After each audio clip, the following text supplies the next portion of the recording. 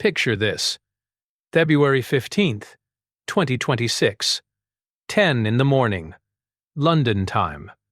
A well-known investigative journalist drops what might be the biggest royal bombshell in modern history. And the source? Well, that's where things get really interesting.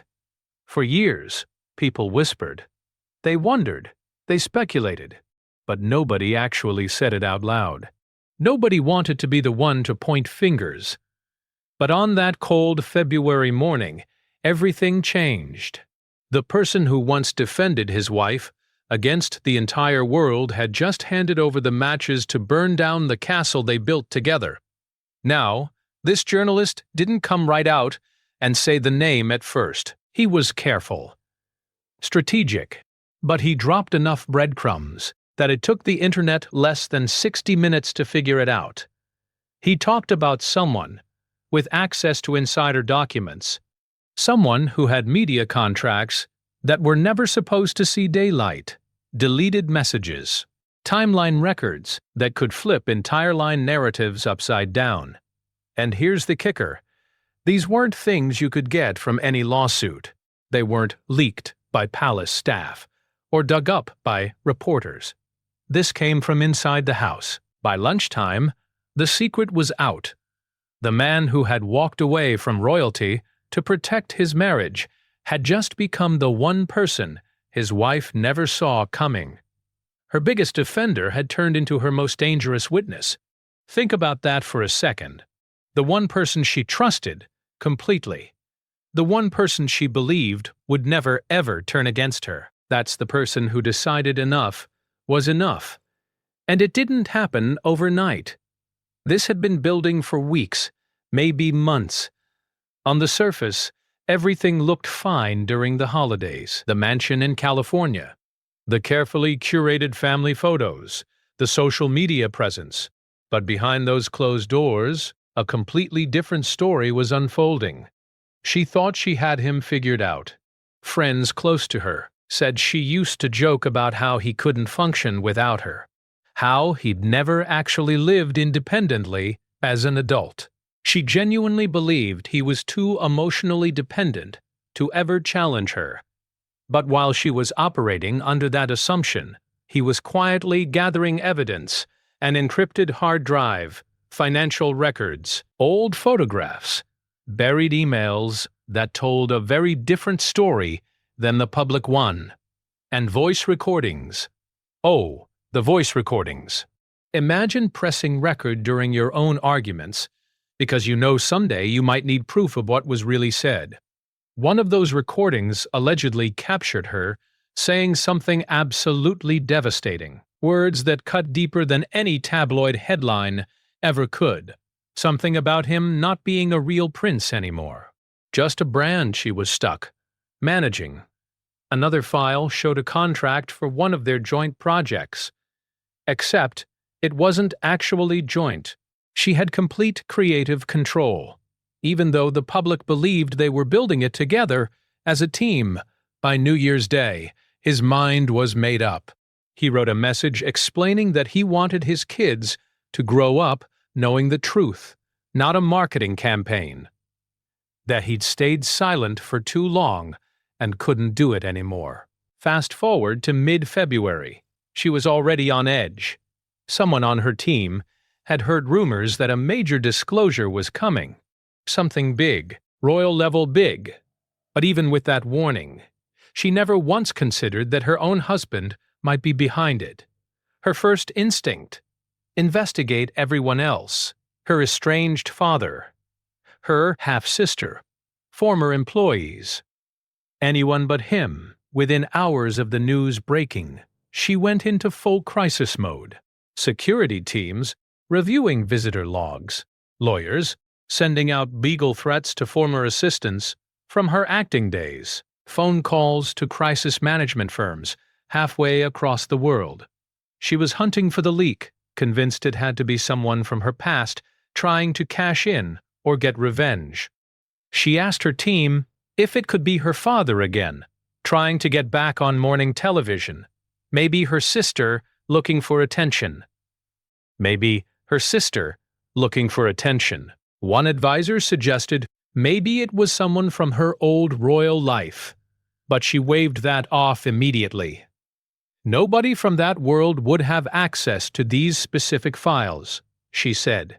The irony is almost painful. The one person she never questioned was the only person it could have been. People close to the situation say she operated from a place of total confidence that he was still emotionally attached to her, that no matter what happened, he would orbit around her like a moon around a planet. She didn't realize he'd found his own center of gravity, and honestly, you can see why she felt that way. For years, she'd managed every aspect of their public image. What he wore on camera, how he described their relationship, even the stories about how they first met. She'd edit his answers like a film director, perfecting a script. Leaked emails show her adjusting his talking points for podcasts, inserting compliments about herself, removing any mention of doubts he might have had before the wedding. If you control the message, you control the person. At least, that's what she thought. Turns out, she was very wrong. Now, here's where it gets even more interesting. While all this was happening, there were quiet conversations happening inside palace walls. Senior members of the family had started working on something they called a reclaim and restore protocol. Basically, a roadmap for bringing him and his children back into the fold, but only under one very specific condition: complete separation from his wife. No halfway measures, no dual citizenship between two worlds. Either he comes back as a father with purpose, or he doesn't come back at all, and he agreed. Quietly. Then he contacted the journalist. It was the kind of leak nobody saw coming because the source was literally the last person anyone would suspect. Let's jump back a bit. Mid-January. The journalist makes an announcement on national television. He's received an extensive collection of materials about her life before she became royal. Private contracts, deleted communications, financial documents that weren't available through any public records. And the source, someone who lived with the lies, someone who watched the destruction firsthand, someone who saw what happens when image becomes more important than truth. The internet absolutely exploded. Everyone started pointing fingers. Her estranged family members seemed like obvious suspects. They'd been publicly critical for years. Within hours, her legal team started firing off cease-and-desist letters to former friends and colleagues. Her inner circle got smaller. PR firms went on standby. Social media got flooded with old charity videos, trying to bury the story under a mountain of positive content. But the real source stayed quiet, until the journalist confirmed it himself. Multiple sources inside royal circles verified it. He'd met with the journalist in secret earlier that month at a secure location. 6 hours. That's how long the meeting lasted. 6 hours of handing over files and audio recordings, some of them dating back years, to when he first started noticing that the private reality didn't match the public story. When the news broke with his name attached, people say she went catatonic. Her team says she actually screamed when she saw his name trending online with phrases like "finally telling the truth" attached to it. She genuinely believed he would never betray her, that despite all the scandals, all the failed projects, all the public relations disasters, he would stay loyal, if not to her, then, at least, to their shared history. But here's what pushed him over the edge. In December, he discovered something that changed everything. She'd secretly contacted lawyers about removing his name from a trust fund set up for their children. Think about that. Not just emotional distance, not just growing apart. She was actively taking legal steps to isolate him financially and cut him out of decisions about their own kids. That betrayal hit different than anything the tabloids could write. This was personal. This was family. This was the future of his children. Her crisis team went into absolute overdrive. Within 2 days, she'd hired at least 3 different damage control companies, confidential briefings with influencers trying to reinforce her image, talking points distributed to allies who might give interviews. But nothing worked. The dam had already broken. The documents he handed over were devastating. There was an old contract from her acting days showing her team had falsified parts of her resume to land a major role, deleted messages where she bragged about cutting off friends who were no longer useful after she started dating royalty, a threatening letter to a former roommate warning about defamation lawsuits if she ever talked to the press, even a leg-al agreement she tried to get her half-sister to sign back in the day, one that was never signed but was kept as evidence. Even people who defended her for years were stunned. Her whole narrative about being a victim of toxic media culture suddenly looked very different. Maybe she hadn't just been surviving the narrative. Maybe she'd been controlling it the whole time. In the days after the leak, she became obsessed with finding the traitor. She suspected her father, who'd recently done interviews hinting at secrets about her past. She blamed her sister, who she accused of clinging to royal connections. But she completely missed the most intimate betrayal, the one that came from inside her own home. Her trust in him had been absolute. She believed family would always come before truth. That belief was now shattered. Completely, irreversibly. Palace sources started suggesting that his cooperation with the journalist wasn't about revenge. It was about liberation. One insider called it his version of annulment, not of the marriage, but of being complicit in something he no longer believed in. He reportedly said he'd lost himself trying to protect her, and now he wanted to protect his name and his children's future. Behind the scenes, he'd been having private conversations with senior family members about coming back, but the terms were strict. No media deals, no tell-all books. Full review of custody arrangements for the kids. The palace hasn't confirmed any of this officially, but the fact that his relationship with his brother seemed to be thawing, noticed at public events, told its own story. The damage to her brand happened fast. Within 3 days, a viral social media thread comparing her past interviews to the leaked evidence got over 20 million views. Executives hinted that her production projects were under review. Podcast platforms started quietly removing collaborative content. Even longtime fans started posting with hashtags about feeling betrayed, about how they'd trusted her. For years, her entire presence was built on this idea of curated authenticity. Now every post, every speech, every emotional confession was being re-examined, and the irony, his betrayal, which people were calling it, actually revealed more truth about her than any journalist ever could. The palace corridors were buzzing with disbelief when the journalist confirmed that confidential sources, including someone from the royal family, had provided access to private documents never meant for public eyes. The reaction was immediate, but what really sent shockwaves through both the palace and California was what came next. The individual closest to her has broken rank. Within hours, speculation went wild. She was already dealing with legal battles and business failures, and now this. According to someone inside her crisis PR team, her inner circle, which had already shrunk considerably, went on high alert. Emergency calls with California lawyers, legal reminders sent to former staff, attempts to tighten her digital footprint. But it was way too late. She still didn't realize the traitor wasn't her estranged sister or her father. Both of them she'd blamed for years for her public image problems. The betrayal came from the one man she thought would never abandon her. Sources close to the palace confirmed that in early January, he secretly met with the journalist in a private suite in London. The meeting was reportedly emotionally intense.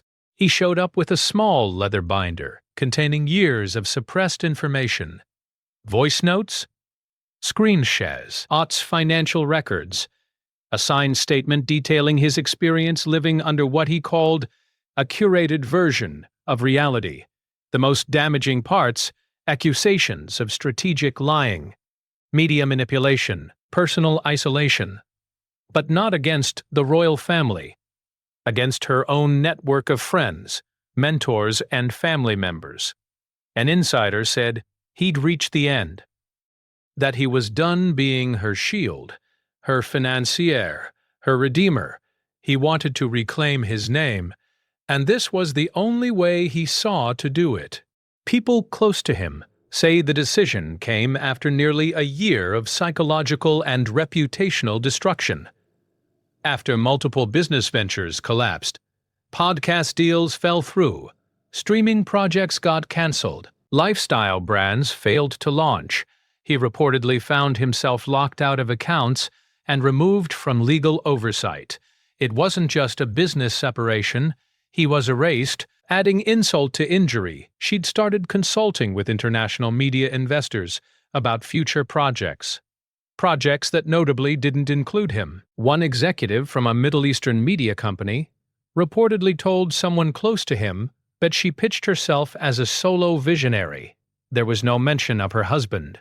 By the time he discovered this, he'd already lost access to joint bank accounts and major assets. The expensive California mansion they'd called their forever home had been refinanced without his knowledge. Sources say his name was missing from recent mortgage documents.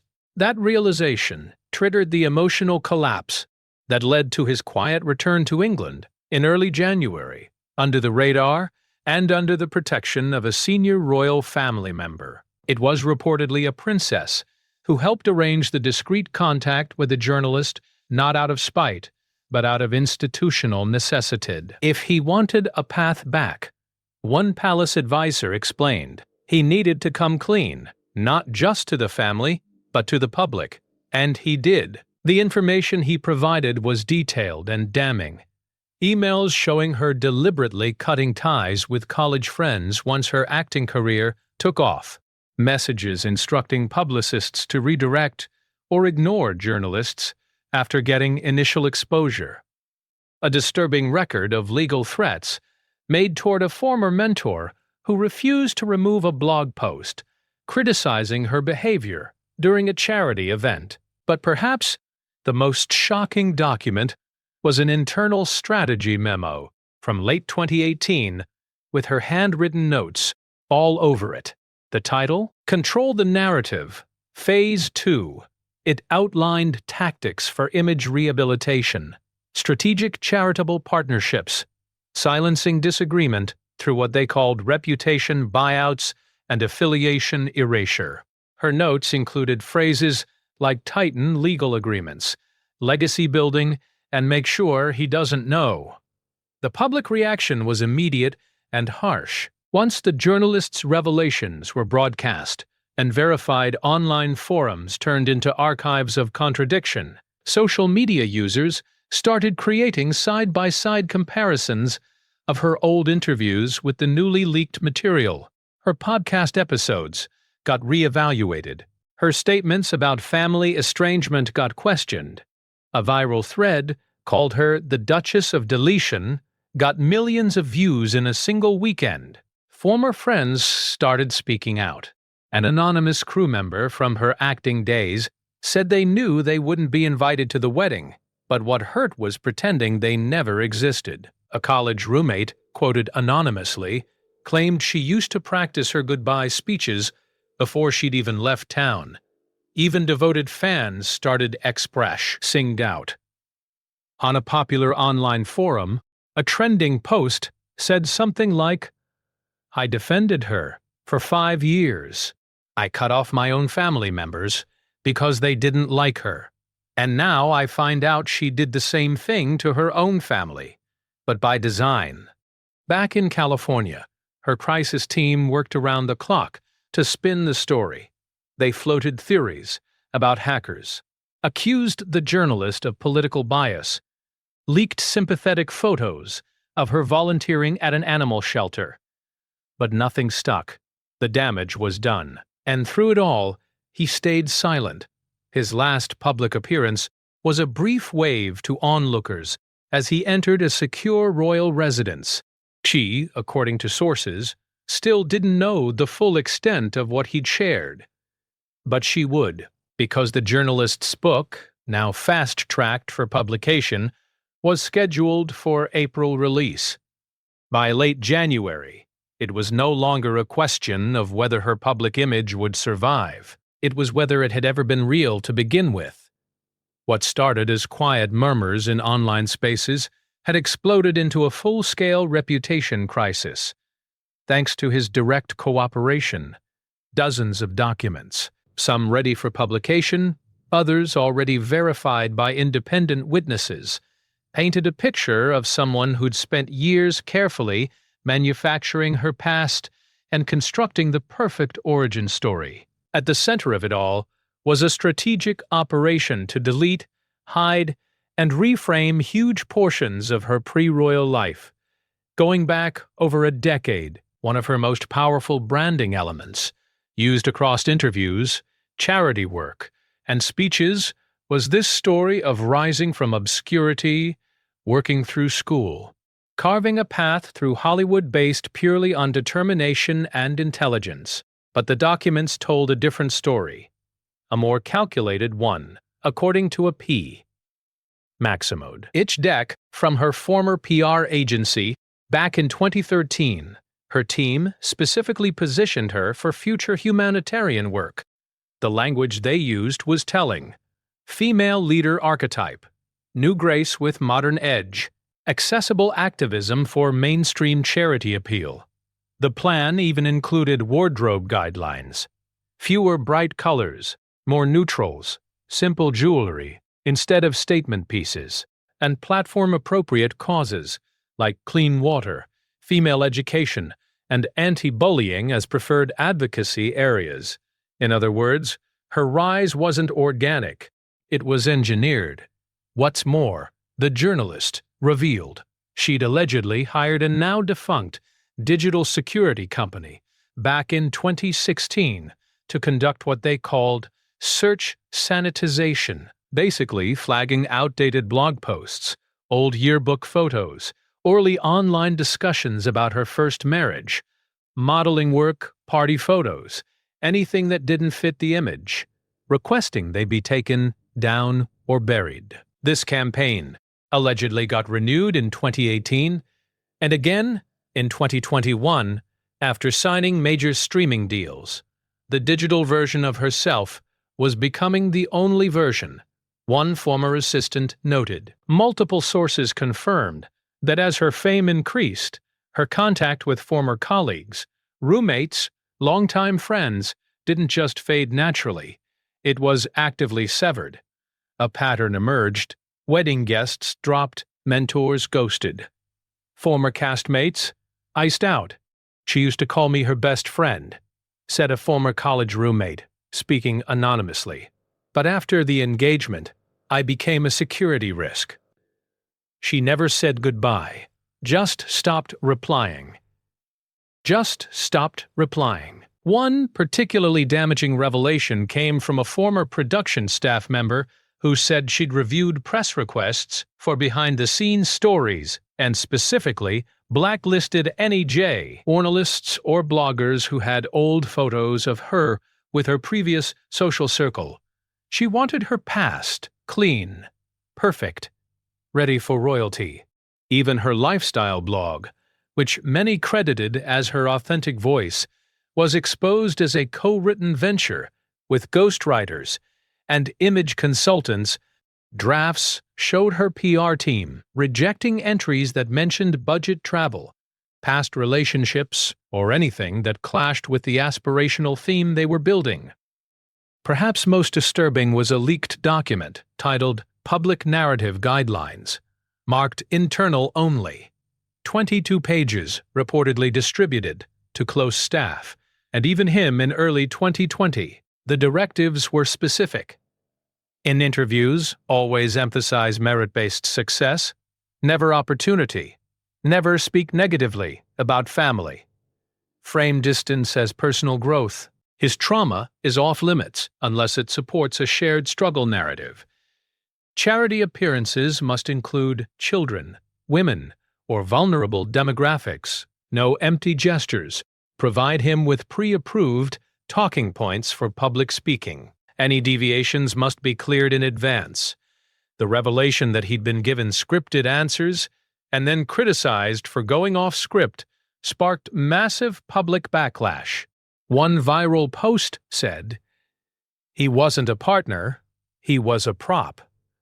Even streaming platform insiders admitted privately that several of his segments during their documentary series were heavily influenced by her narrative framing. As this information surfaced, the effects were catastrophic. Her largest fan-run account announced it was shutting down permanently in mid-January, citing ethical concerns. A major PR agency that had previously aligned with her charity campaigns cut ties with a brief but pointed statement about integrity. Former supporters started writing open letters, questioning whether their emotional loyalty had been exploited. What made it worse? Her silence. For nearly 2 weeks, no formal statement, just retreating behind closed doors while her team scrambled to contain the damage. For the first time, she wasn't controlling her own image, and the public could feel it. Every day of silence deepened suspicion. Every archived interview became a minefield of contradictions. Every carefully placed story, from inspirational messages to whispered poetry, was now being examined with intense scrutiny. And in the middle of this storm stood him, silent, measured, finally free. As news of the investigation spread, her world started closing in fast. But nothing hit harder than what happened on January 18th. That morning, her most influential supporter account announced its closure. Over 1 million followers. This account had championed her through everything. The wedding, podcast, launches, post-royal branding. The farewell message was polite, but clear. We believed in the story. It marked a devastating turning point. Overnight, her online echo chamber started falling apart. Inside the villa she'd retreated to, her response was panic, fury, and disbelief. Her crisis PR agency activated full damage control. Negative headlines flagged hourly. Influencers offered incentives to post positive content. Interview pitches sent to major publications. But nobody accepted. One editor reportedly replied bluntly that they needed confirmation of truth, not a scripted comeback story. Even more unsettling, several of her former allies in entertainment and charity circles started quietly withdrawing support, citing brand integrity risks. She was, in the words of one insider, suddenly radioactive. The most tragic irony: she still didn't realize he was the source. Instead, she launched a secret campaign to identify the traitor in her past. Former colleagues contacted under false pretenses. Ex-assistants who'd signed legal agreements approached by lawyers, her half-sister's phone records quietly reviewed. Yet her suspicions never extended to him. Why?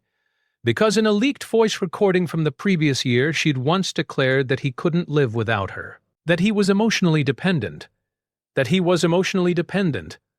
he always came back. But this time he hadn't, and his absence screamed louder than any public denial. At the royal residence, senior family members had already been briefed. The terms for his return, if custody of the children could be secured, remained firm. No shared public platform with her, full financial review of their charitable foundation, mandatory 6-month reintegration period. His brother, meanwhile, was reportedly resolute. There would be no space for her in any royal structure. That door was closed. Even the king, though silent, issued no objection to the tightening response. His silence, insiders say, sent its own message. On January 20th, Her team attempted damage control, a statement about remaining focused on building a future rooted in peace and global work. That attempts to distort the past wouldn't derail what comes next. But it landed flat. Without addressing the documents or naming the source, the public saw it as evasion, not strength. And online a new wave had begun. Thousands of users started cataloging her past interviews, cross-referencing quotes, dissecting inconsistencies. One video compiling contradictions between her famous interview and early blog posts reached millions of views in 2 days. The verdict was clear. The mirror had cracked, and she couldn't fix it alone. On the morning of February 15th, he stepped alone into a private recording studio. Calm, composed, no title, no wedding ring. And for the first time in nearly a decade, no obligation to protect her image. What began as whispered suspicions had become concrete fact. The source wasn't a former stylist, a family member, or an old contact. It was him, willingly, voluntarily, with complete clarity. He reportedly told the journalist during their last recorded conversation that he did it because truth matters more than narrative, not for revenge, but because he owed it to his children to end the lie. Those words circled global media like a final bell. As his identity as the source became public, her world entered its most silent, volatile phase, yet no statement, no denial, no tearful interview. Just one action. Her team quietly canceled her scheduled appearance at an international summit in March. Behind the scenes, her publicist scrambled to delay the launch of a new initiative. Funders started asking hard questions. 2 sponsors from the Gulf withdrew. A source close to one backer reportedly said they weren't interested in being part of someone else's battle. In Los Angeles, lawyers braced for impact. New legal inquiries filed to examine internal communications from their charitable foundation dating back years. Former assistants started accepting interview requests under anonymity agreements. The collapse had begun, not because she lacked defenders, but because the central illusion had unraveled, that she was untouchable. In a closed session with a senior royal family member on February 14th, he signed a revised protocol symbolically returning not as a duke, but as a guardian. Under this plan, he would serve in ceremonial support roles under supervision, raise his children between England and secure locations, pending final custody resolution, receive institutional protection and housing separate from all public royal duties. A senior royal family member is reportedly helping secure specialized education and private counseling for the children. They don't need palaces, she said in a private statement. They need peace and a father who tells them the truth.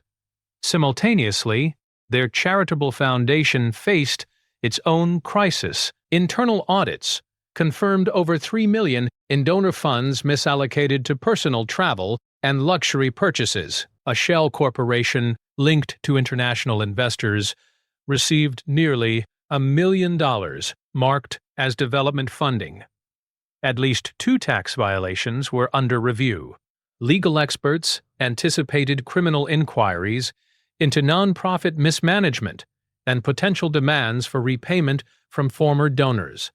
And while her lawyers maintained she acted within discretionary planning authority, the paper trail told a colder story, one of someone building an empire of influence from the credibility of charitable work.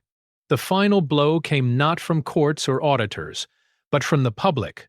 A global poll conducted in mid-February revealed 71% of UK respondents no longer trusted her narrative. 64% of US respondents believed he acted out of moral obligation, not revenge. Only 11% believed she should retain control of any brand or foundation involving her children.